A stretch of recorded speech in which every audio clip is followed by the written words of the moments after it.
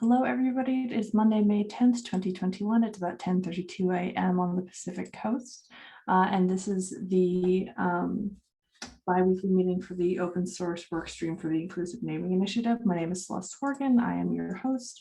And I believe Stephen is going to co-host, if that's okay.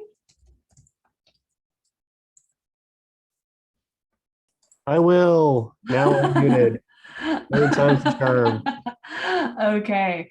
I am sorry, I'm editing documents in all the wrong places. Isn't that a song? I'm editing documents in all the wrong places. It's, just about 5 minutes ago, Jim was asking me how I had been recovering from Coupa, and I was like, I'm doing great. I just, I just decided I was going to switch back to my old schedule. Not great. Not great. Not there yet. Not there yet. Okay. First things first, do we have any new members joining us today? I think I'm new to this group, Helena. Yeah. Hi, Elena. I remember you from our language workstream working session. Yeah. Thank you so much for joining up. And it looks like we have Alex Savage. Would you like to introduce yourself? Yeah, sure. Hey all. So I've been hanging out, lurking and spamming the Slack room a little bit, and generally just trying to build a bit of buzz. So chatting to the team over at Jenkins this weekend on Twitter and just generally championing the cause. I work for a firm called Advanced, which is a UK-based software house, and we have an internal D&I initiative, and I'm championing that in the product space. So I'm going to present next week there to say, Advanced, we're a big company in the UK, third biggest software company. We should be involved with initiatives like this. So just here to ask the question and say, what does a corporate entity want to do? This is probably not the right place because it's the open source work stream. That's okay. But just say hi and introduce myself and meet loads of awesome people. Yep, that sounds awesome. Welcome. David, I see your hand is up. You're a little low. I'm a little low? Yeah. Don't know how to fix that for you. I'll just be short then. I enjoyed the talks this week, and I'm working on some of these same issues. Hey, David, it could be me, but I can barely hear you. I don't know where your microphone is, but it wasn't just you. That's the problem. Worldwide improvement. Thank you. I am so sorry. I have too many inputs here. I really enjoyed the sessions at KubeCon. I'm working on some of these same issues as we're working out the documentation at Vultr. And, I've been using some automated tools like Veil to lint all of our documentation to catch these sort of things. And just thought I would jump in and see what's going on, kind of listen. Don't have a lot to contribute today, but happy to answer questions if I can. Awesome. Okay. Do you want to jump into Administravia and welcoming Jason and Dale, Stephen? Sounds like we're jumping. So welcome to Jason Brooks and Dale Davis Jones, who are our new co-leads for this workstream. We will be combining the workstream OSS and the workstream for community and tooling, because a lot of the same people are hanging out in the same places and starting to talk about tooling and open sourcing things, and we want to make sure those conversations happen in the same place. So Dale, I see you're here. You want to give your quick intro? Hi everyone, Dale Davis here. I'm not on video right now, but I will be hopefully before the meeting is over. I am at IBM, soon to be part of Kyndryl. If you guys have seen notes about the spinoff, along with Stephen, and so you get another company for free participating here. But yeah, so along with Celeste and Stephen and Priyanka, I was part of the group that co-founded this inclusive naming initiative. And it really was born out of an effort to ensure that partnering with a group like Linux Foundation, Kubernetes, that we had not just an enterprise view of how we wanted to change language to make it more inclusive in IT, but also what we needed to do it in a consistent way so it didn't create a lot of problems for upstream and downstreams as we work through. On the tooling piece, we open sourced a couple of solutions, one most notably as part of our Call for Code for Racial Justice initiative, which is looking to solve a problem in a different way. And that's a Take-Two tool. And I've noticed that some of the members of our inclusive naming initiative, new members especially, have said they have tools that they'd like to bring to our attention. And what we're really hoping to accomplish with the tooling workstream especially is to inventory what tools our people are using, identify where there are gaps, create a safe haven for projects for new tools that are being open sourced, and make more tools available for the community as a whole. So I'll hand it over to Jason if he's on, so he can talk a little bit about his role and his interest in this. Jason? Thanks. I work for Red Hat in the open source program office, and one of my teams is they work as kind of community manager types. We call them community architects in different open source projects. And one of the people on my team, Rich Bowen, has been actively going out as part of our internal effort at Red Hat in contacting open source projects that are important to us and getting the process going, conversations going about starting to make these changes. And then another team that I manage deploys and maintains applications for projects. And so I was interested in the tooling aspect of this to see what we can do to help out. So happy to be here. Awesome. And I apologize because, yeah, my notes are super disorganized today. So I'm kind of reorganizing on the fly. Thank you so much for your introductions, everybody. So just to give a bit of a more background there, we're taking on a bit more work and we wanted some more leads. So we have recruited some to our cause. And speaking of a bit more work, before I move on, because I'd like to do a bit of a project board review, Stephen, do we have any other administravia that we need to cover? I think it's all on the project board. Okay, sounds good. So we have two open issues that we had written down a few months back, but I haven't seen any progress on these. So we need to talk. And from our last meeting, we have a number of things that I think we need to capture in GitHub as to-dos, as issues, but I'd like to talk a bit more about them, get a bit more information on them so that we can write a really fully fledged issue, if that's okay. Does that seem good? Okay. Celeste, could you just share the project board? Yep, I'm actually going to share my screen, but if you look in the notes, you'll see direct links to where we're going. And by the way, for anyone who does not have access to comment or edit the notes, if you scroll up to the top of the doc, you need to join the inclusive naming mailing list to get access to that. Once you do, you should just be able to reload the page, but you'll see it in orange if you just scroll up, that you need to join. Okay. Yeah, thanks for the tip. So first things first. This is issue 45, which is guidelines for open source communities on coordinating language changes. This is something that we initially said we wanted to do a few months ago. The assignees are Rich Bowen and Stephen. And I am wondering if that is that still a reasonable set of assignees, I guess is my first question. I think that's still right. Yeah, Okay. I can follow up with Rich. Okay, that sounds good. I guess because I haven't seen any updates on this in a while, what can I do to help you out? I think for anything on this board moving and anyone involved in KubeCon, there likely to not be very many updates. Yep, I understand. I guess my question is, like, is there something that I can do to unblock you? No, KubeCon has happened, so I think Okay. we're good now. Okay, good.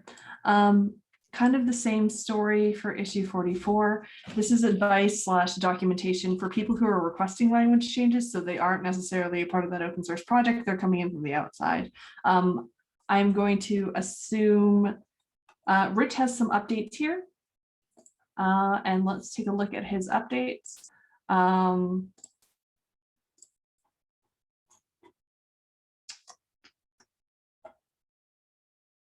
And I think this is crossover from the, this is the from the conscious lang docs. Yeah, So, yeah. So I guess one of my questions would be, how do we feel about trying to pull some of that documentation in overall, Jason? We feel great about it. Yeah, I mean, we're totally anything that we put up. We're happy to bring over. All right. So I'll do a review of that this week, and we'll see what we can take. Okay. So for the background of everybody else on the call, Red Hat started an open source repo, I believe in collaboration with IBM around this time last year, to publish some documentation around thinking more consciously around language. And as this initiative spun up, what we're now talking about is, can we pull that in as opposed to duplicating? Yeah, okay. we really just put it there as a place to start sharing. And Yep. Yeah. Okay, sounds good. Let's not do things twice. So we had a lot of discussion last week as we were talking about pulling those community pieces into this work stream. And from what we had in last week's agenda, I think we have a few things that we're almost ready to start work on. One, policies for contributing tooling directly to inclusive naming initiative. Stephen, you originally had your name down for this last week. Yes. So I'm not sure if we had mentioned it last time we met, but I think that part of establishing who can contribute tooling and how contributions happen is establishing licenses for our various repos, and which kind of floats off into the larger governance question, right? So I think I feel someone who is smarter and has done this for longer, correct me if I'm wrong, but I feel like we should lay down our governance as a group before establishing licenses. Oops.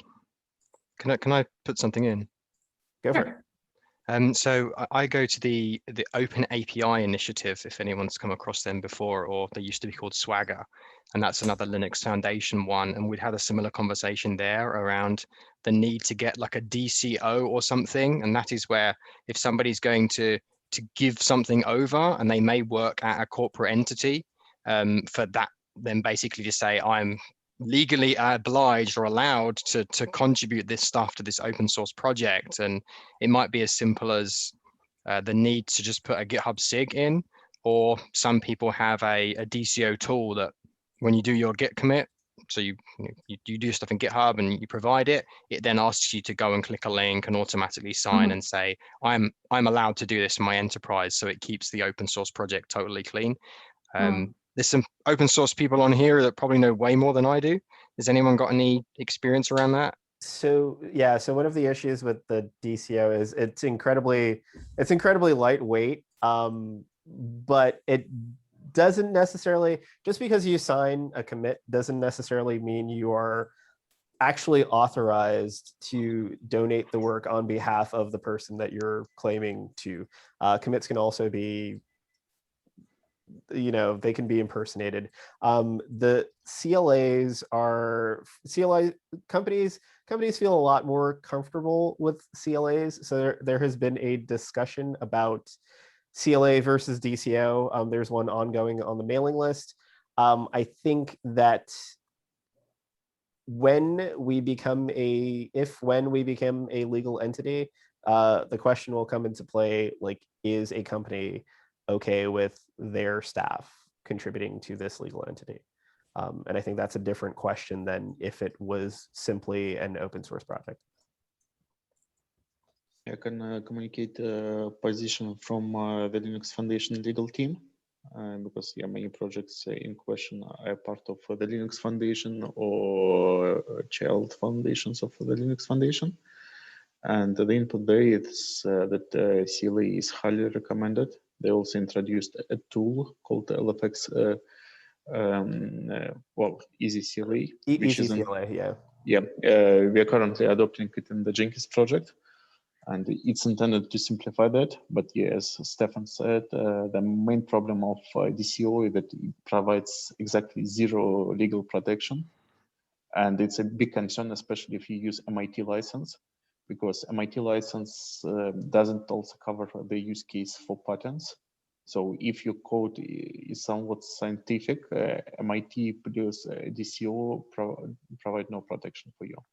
It's a bit better for Apache license v2.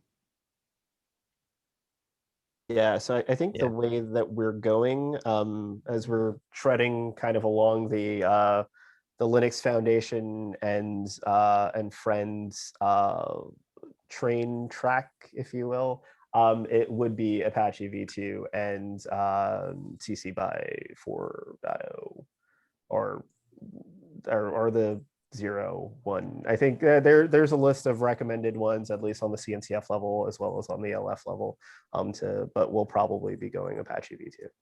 Yeah, that's totally reasonable if you want to include enterprises. Yeah. Yeah, it's longer text to include, but otherwise it provides much more clarification. Yeah. Well, until we have the governance in place, it might help to get unstuck by just sort of sticking with curating and pointing to projects elsewhere. I think we could look at what we have to gain, or where we're blocked by not directly accepting projects into the INA right now. And maybe we don't have to worry about that right now. Yeah, and I think one of the questions that came up was also a matter of not so much like not so much like consuming, or rather ingesting, but consuming. Like, can we use these things? One example is the DCI lint configuration and the PR that was opened up on the website repo. That PR has not been approved because that needs to be a larger discussion about, like, we're not just going to ad hoc use a tool, right? Maybe it's the right one, maybe it's not, right? But until we have that discussion, we shouldn't accept that PR. Then there's a list of there's a list of similar tools, AlexJS, Retext.js, and what kind of format we're interested in, because I think eventually what we would like to produce is something, some sort of canonical reference format for language recommendations, right? Whether it's based on one of these, it's the aggregate of multiple of these, or maybe these tools, like maybe we ingest some of these tools, maybe these tools end up using our format as their reference point. Questions to be answered, but I don't think that we can accept that PR as is until we have that discussion. One of the things I've come across, I've been trying Alex and some other tools and some implementations of it, is that if you're willing to put it on the site, you're almost giving a recommendation. And I've found quite a few of them are very buggy, and just give some feedback to some people. Had some pretty offensive language that you could put in, and it's just like, it's all good. And I'm thinking it's definitely not all good. So there is something that will come with it. And we've spoken about it in the Open API channel as well, is, a large body such as the initiative, putting their a tool down is almost giving it the thumbs up. And then if people come and then start having problems with it and it's not supported, we just want to be helpful, right? But we don't want any negativity coming towards the initiative if projects start going a bit south. Yeah, and that's a great point. And actually, one of the reasons we wanted to form this, because one of the challenges that we discussed in IBM and also in the open source community is, what should we be doing? How far do we go with tooling for inclusive language and open source? So there is the, let's call it a very basic, simple tool that says, use a database of terms, for example, that Celeste is compiling, right, as part of this initiative, and say anything in this, using this as your source, any term that shows up that is one of these terms is flagged as not inclusive. And maybe even we go further and say, here's a recommended replacement. That's, I would say, basics. But if something comes up that is not yet evaluated as inclusive, at minimum, there should be something that says term not evaluated, not it's okay.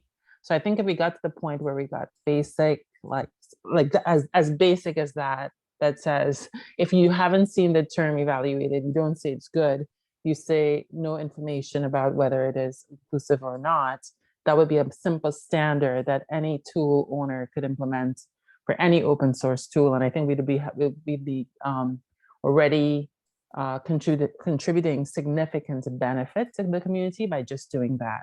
So let me pause and see what comments there are on that point. Yeah, I would definitely agree there. The way I see this is like, you have a tool and maybe the tool doesn't do anything immediately until you provide it some set of databases, right? You can provide multiple ones. Say we produce one. And I think that having something of a should, must, may kind of situation, right? Where like, here's a list of like, these you must replace, or maybe it's a repo that you know is going through a transition where maybe you can't replace those immediately, right? So they become shoulds, right? They become warnings as opposed to blocking CI jobs kind of thing, right? Mm-hmm. But I think one providing pluggable lists as well as a tool to run in CI is going to be a net plus for everyone. Yeah. And guidelines for folks who are along the journey to at least say, if you don't know the answer, don't assume, don't pass it, say not in, no information to determine whether it's not inclusive or not, right? Because what we don't want, back to the reputation question, is if someone used a tool that was endorsed by us and we did not yet have an answer as to whether a term is inclusive or not, we didn't give a false positive that it's good to go, right? I think that's a concern I think I heard being raised. I don't know if it was you, Alex, who raised the concern. Speak on mute. And if we're giving people the expectation that they will be able to just run a tool and then all their problems will be solved, we need to, we need to get ahead of that, because that's wildly, Yes. wildly inaccurate. Yes. Yeah. And then the other ask from some of the folks who are taking this further into the area of AI, which gets very interesting, is how do you ensure that the AI inferences that are being made and the algorithms that people are using to be able to potentially detect a term that is offensive in the future are accurate, and what is the knowledge base that we will use to train the model, right? And in this case, you have to have both good data and bad data, right? False positives, as well as valid positives, and that's where I don't know if the person from Accenture is on. They were looking at this. We were looking at it with IBM, but it's definitely an area we want to get involved in. I think I'd love to get feedback from others, because without it, we're going to see AI ethics work starting that does not factor in inclusive language and algorithms and fairness decisions being made without this this body of work being considered. So that's the other piece we want to make sure happens okay as well. And then there's a third piece on security, but the AI piece is one that's concerning, because right now I'm doing reviews of AI ethics content manually, where language is being used, and I like what someone shared. I don't know if that was you, Jason, but the intent was good, but the execution needed work.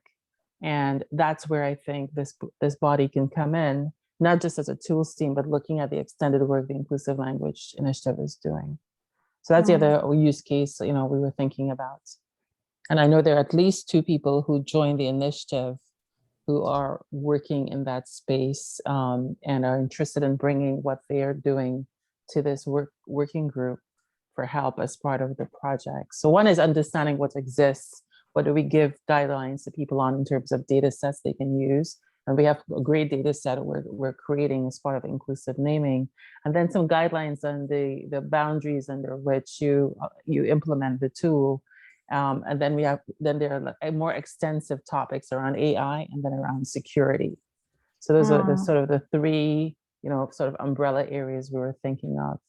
So yeah, so when we had mentioned this last, I think I suggested Recore as a potential solution for the kind of the security component of it, because I think the question had come up about like, well, if someone merges a change to some model, right, internally or externally, how do we verify that that's a change that IBM wanted to make, or that's a change that this initiative wanted to make for part of their model, and we don't have that reliability, but writing a policy around a transparency log could potentially provide some of that validation. Yeah, and then using something like Okta for secure verification of even identities, right? Contributors to content, which I don't think we're there yet. But think about a tool that we said, okay, we've put enough guardrails around it. This is a recommended tool by Inclusive in Naming for open source users. Now you want to think like the your security, offensive security researchers who are going to think about the possible worst case scenario. Somebody comes in, they pretend they're Stephen Augustus, and they are authenticating as though they're Stephen, but they're not Stephen. And they're going to introduce terms that are not valid terms. How do you design for that in a tool you're making available? And it's some interesting use cases there as well. But you have to think worst case scenario. If you're not healthily paranoid, you're not going to design a solution that actually is going to capture, what we need for those situations. So I think it's a really rich area, and I'm really looking forward to working with the team to address, those, 3 main areas. And we can decide how we prioritize. We run it in parallel, but that's sort of the thinking around this right now.